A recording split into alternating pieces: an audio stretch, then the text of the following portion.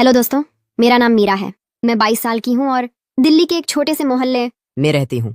मेरे बाल लंबे लंबे हैं जो हवा में लहराते हुए मेरी पीठ को छूते हैं, जिससे लड़के तो मेरे पर लट्टू हो जाते हैं और मेरी आंखें वो तो बस थोड़ी सी नशीली सी हैं, जिसमें लड़कों का मन डूबने को करता है।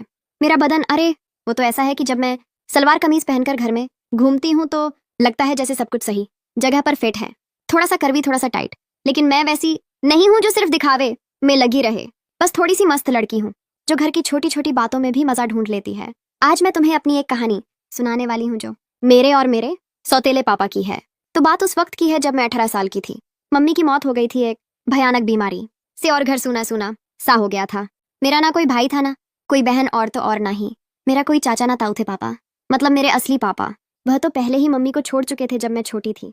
मम्मी ने दूसरी शादी की थी, लेकिन वो आदमी, अरे वो तो बस नाम का पति था, ज्यादा कुछ नहीं। वो शराबी था और एक दिन वो भी चला गया। फिर मम्मी गई और मैं अकेली रह गई। लेकिन मम्मी की एक सहेली थी, आंटी शीला। उन्होंने कहा कि उनके भाई जो विधुर हैं वो मेरी देखभाल कर सकते हैं। बस ऐसे ही मेरे जीवन में आए मेरे सौतेले पापा, जिन्हें मैं अब पापा ही कहती हूँ। उनका नाम है राज, नहीं राज पापा। वो 45 के आसपास के हैं, लंबे चौड़े, थोड़े से गठीले बदन वाले और चेहरे पर वो मुस्कान जो हमेशा रहती है, लेकिन आंखों में थोड़ी सी उदासी। वो एक छोटी सी फैक्ट्री में काम करते हैं जहाँ मशीनें बनाते हैं। घर आते आते थक जाते हैं, लेकिन कभी शिकायत नहीं करते। पहली बार जब वो घर आए तो मैंने दरवाजा खोला। बाहर धूप तेज थी और वह पसीने से तरबतर खड़े थे, हाथ में एक बैग लिए। बेटा मीरा, मैं हूँ राज, तुम्हारी मम्मी की सहेली का भाई। अब से मैं तुम्हारा ख्याल रखूंगा, उन्होंने कहा, और उनकी आवाज में वह गर्माहट थी जो मुझे अच्छी लगी। मैंने उन्हें अंदर बुलाया और सोफे पर बैठाया। मैं किचन में गई चाय बनाने और सोच रही थी कि यह आदमी कैसा होगा। जब चाय लेकर आई तो देखा वो मेरी पुरानी फोटो एल्बम देख रहे थे। तुम बहुत प्यारी हो मीरा, बिल्कुल अपनी मम्मी जैसी, उन्होंने कहा, और उनकी नजरें थोड़ी देर मेरी तरफ रुकी। मैंने मुस्कुरा दिया, लेकिन दिल में थोड़ा सा कुछ हुआ, जैसे कोई हलचल। वो रुकी नजरें, वो तारीफ फिर शुरू हुआ। हमारा साथ घर छोटा सा था, 2 कमरे, एक किचन और एक छोटा सा आंगन। पापा सुबह जल्दी उठते, चाय बनाते और मुझे जगाते, उठो बेटी, स्कूल का टाइम हो गया कहते। लेकिन उनकी आवाज में वह प्यार था जो मुझे अच्छा लगता। मैं कॉलेज में थी तब, आर्ट्स पढ़ रही थी। घर लौटती तो पापा पहले से आ चुके होते, थके हुए, लेकिन हमेशा मुस्कुराते। शाम को हम साथ बैठते, टीवी देखते। एक दिन मैंने नोटिस किया कि पापा की शर्ट का बटन टूटा हुआ था। पापा, ये क्या? मैं सिल देती हूँ, मैंने कहा, और उनकी शर्ट उतारकर सिलने लगी। वो सिर्फ बनियान में बैठे थे और उनका बदन मजबूत, थोड़ा सा पसीने की महक वाला। मैं सुई धागे से काम कर रही थी, लेकिन मेरी नजरें कभी कभी उनके सीने पर जाती। तुम्हारी मम्मी भी ऐसी ही थी क्या, घर संभालने वाली, उन्होंने पूछा और हाथ मेरे कंधे पर रख दिया, बस थोड़ा सा दबाया। पापा ने मुझे कभी कुछ गलत नहीं कहा, लेकिन छोटी छोटी बातें होती जो सोचने पर मजबूर करती। जैसे एक शाम मैं योगा कर रही थी घर के आंगन में। मैंने शॉर्ट्स और टी शर्ट पहनी थी क्योंकि गर्मी थी। पापा बाहर से आई और मुझे देखकर रुक गए। वाह बेटी, तुम तो बहुत फिट हो, ऐसे ही जारी रखो, कहा। लेकिन उनकी नजरें मेरी टांगों पर थोड़ी देर रुकी। मैंने हंस दिया। पापा, आप भी ट्राई करो ना, अच्छा लगेगा, उन्होंने कहा। मैं तो बूढ़ा हो गया, लेकिन तुम्हारे साथ कर लूंगा कभी। अगले दिन वो सच में मेरे साथ योगा करने लगे। हम साथ में मैट बिछाते और स्ट्रेच करते।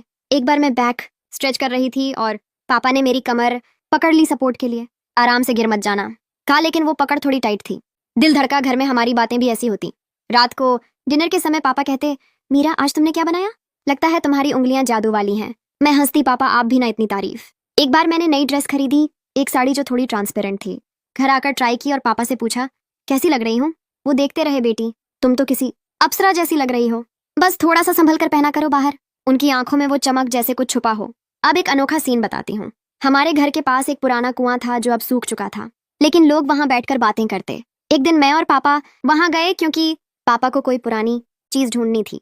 कुआं का किनारा ऊंचा था और मैं ऊपर चढ़ गई देखने के लिए। पापा, नीचे क्या है, मैंने पूछा। वो नीचे से बोले, आराम से, गिर मत जाना, लेकिन हवा तेज आई। पापा ने हाथ बढ़ाया मुझे पकड़ने के लिए और उनका हाथ मेरी जांघ पर लगा। सॉरी बेटी, कहा, लेकिन वो टच थोड़ा सा लंबा रहा। मैं नीचे उतरी और हम हंस दिए, लेकिन दिल में वो सवाल, क्या पापा जानबूझकर नहीं, शायद एक्सीडेंट। फिर एक बार पापा को गिटार बजाना पसंद था। वो पुराना गिटार था उनके पास और शाम को बजाते। मैं उनके पास बैठती और सुनती। एक दिन उन्होंने कहा, मीरा तुम सीखो ना, मैं सिखाऊंगा। मैंने कहा, हाँ पापा सिखाओ।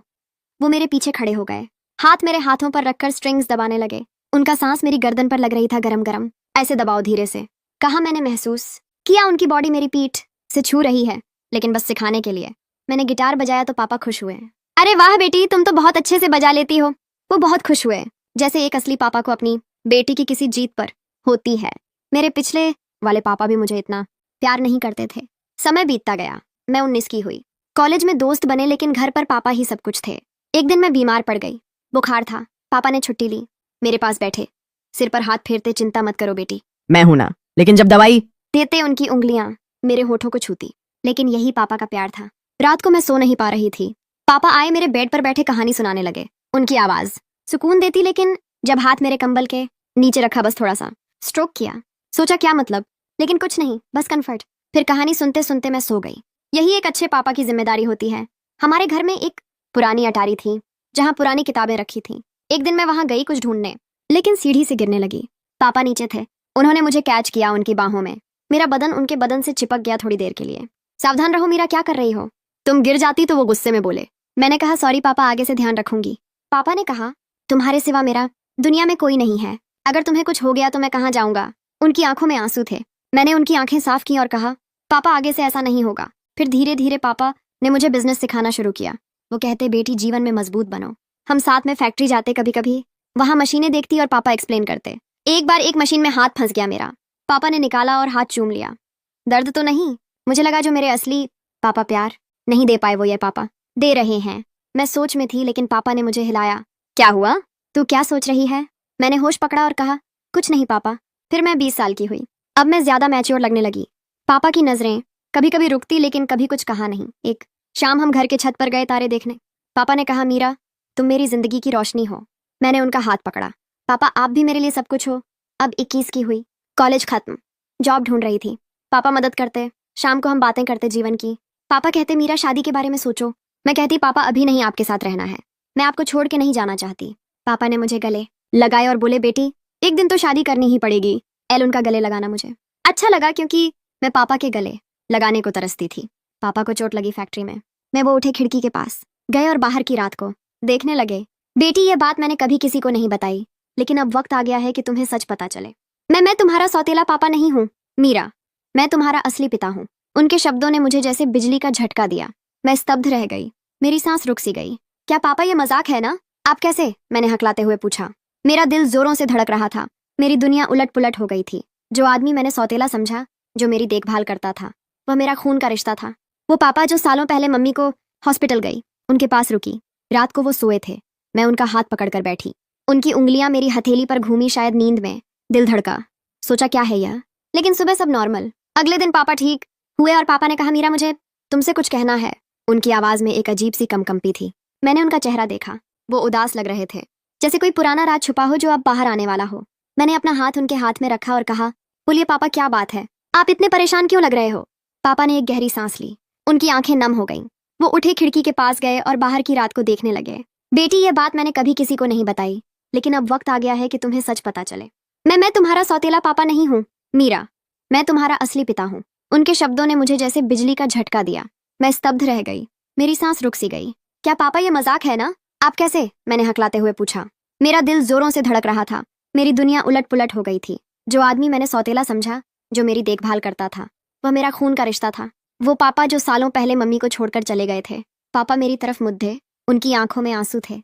नहीं बेटी, ये मजाक नहीं है, सच है। बैठो, मैं सब बताता हूँ। ये कहानी दर्द भरी है, लेकिन तुम्हें जानना जरूरी है। उन्होंने मुझे सोफे पर बैठाया और खुद मेरे पास बैठ गए। उनकी आवाज कांप रही थी, जैसे हर शब्द उन्हें चीर रहा हो। बात उन दिनों की है जब तुम बहुत छोटी थी, मुश्किल से 5 साल की। मैं और तुम्हारी मम्मी, हमारी शादी हुई थी प्यार से, लेकिन जीवन ने हमें बहुत परखा। मैं तब एक छोटी सी नौकरी करता था फैक्ट्री में ही, लेकिन घर चलाना मुश्किल था। तुम्हारी मम्मी वो बहुत मजबूत थी, लेकिन हमारी रोज की लड़ाइयां वो बढ़ती गईं। मैं गुस्सैल था, शराब की लत लग गई थी। एक दिन झगड़े में मैंने कुछ ऐसा कह दिया जो नहीं कहना चाहिए था। तुम्हारी मम्मी ने मुझे घर से निकाल दिया। मैं चला गया बेटी। मैंने सोचा था कि समय के साथ सब ठीक हो जाएगा, लेकिन मैं गलत था। मैंने तुम्हें छोड़ दिया जब तुम्हें मेरी सबसे ज्यादा जरूरत थी। वो मेरी जिंदगी की सबसे बड़ी गलती थी। मैं रोने लगी। पापा लेकिन क्यों? मम्मी हमेशा कहती थी कि आप हमें छोड़कर चले गए किसी और के लिए। क्या वो सच था? मेरी आवाज में दर्द था, जैसे पुराने जख्म फिर से हरे हो गए हों। पापा ने सिर झुका लिया। नहीं मीरा, वो झूठ था जो तुम्हारी मम्मी ने तुम्हें बचाने के लिए कहा। मैं किसी और के लिए नहीं गया। मैं टूट गया था, शहर छोड़कर दूर चला गया, एक छोटे से गांव में। वहां मैंने अपनी जिंदगी नए सिरे से शुरू की। शराब छोड़ी, मेहनत की। फिर एक दिन मुझे एक विधवा मिली, शीला आंटी की दोस्त। हमने शादी कर ली। मैंने सोचा नई शुरुआत होगी, लेकिन ऊपर वाले की मर्जी कुछ और थी। हमारी शादी के बाद हमें पता चला कि मेरी दूसरी पत्नी को कोई बीमारी थी, वह माँ नहीं बन सकती थी। डॉक्टरों ने कहा कोई समस्या है, बच्चे नहीं होंगे। मैंने बहुत कोशिश की, इलाज करवाया, लेकिन कुछ नहीं हुआ। उनकी आवाज में वह दर्द था जो दिल को चीर देता है। मुझे एक बेटी की चाहत थी, मीरा, एक ऐसी बेटी जो मेरी जिंदगी में रोशनी लाए। रातों को मैं जागता रहता, सोचता कि मेरी असली बेटी कहाँ होगी। तुम्हारी याद आती, लेकिन मैं लौट नहीं सकता था। तुम्हारी मम्मी ने मुझे कभी माफ नहीं किया होता। मैंने सुना था कि उन्होंने दूसरी शादी की, लेकिन वो शादी भी नहीं चली। मैं दूर से सब देखता रहा, लेकिन कभी हिम्मत नहीं की। फिर जब तुम्हारी मम्मी की मौत की खबर मिली, वो बीमारी ने उन्हें ले लिया। मैं टूट गया बेटी। शीला आंटी ने मुझे बताया कि तुम अकेली हो। तब मैंने फैसला किया कि अब मैं अपनी बेटी के पास जाऊंगा, लेकिन मैं अपनाओ, धीरे धीरे प्यार कमाऊं। लेकिन हर दिन तुम्हारे साथ रहकर मैं खुद को कोसता था। तुम मेरी बेटी हो और मैंने तुम्हें इतने साल अकेला छोड़ दिया। माफ कर दो बेटी, अगर कर सको तो। मैंने तुम्हारी मम्मी को छोड़ा क्योंकि मैं कमजोर था, लेकिन अब मैं मजबूत हूँ। तुम मेरी जिंदगी हो। मैं उनकी छाती से लग गई, रोती रही। वो दर्द, वो पछतावा, सब कुछ बाहर आ गया। पापा, मैं आपको माफ करती हूँ। आप मेरे लिए सब कुछ हो, लेकिन ये दर्द, इतने साल हम दोनों रोए घंटों तक। वो रात हमारी जिंदगी बदल गई। अब कोई राजा नहीं था, सिर्फ प्यार था, एक पिता और बेटी का सच्चा प्यार। दोस्तों, कहानी यहीं खत्म होती है। अगर आपको ये कहानी पसंद आई तो चैनल को सब्सक्राइब करें, वीडियो को लाइक, शेयर और कमेंट जरूर करें। अगली कहानी में मिलते हैं।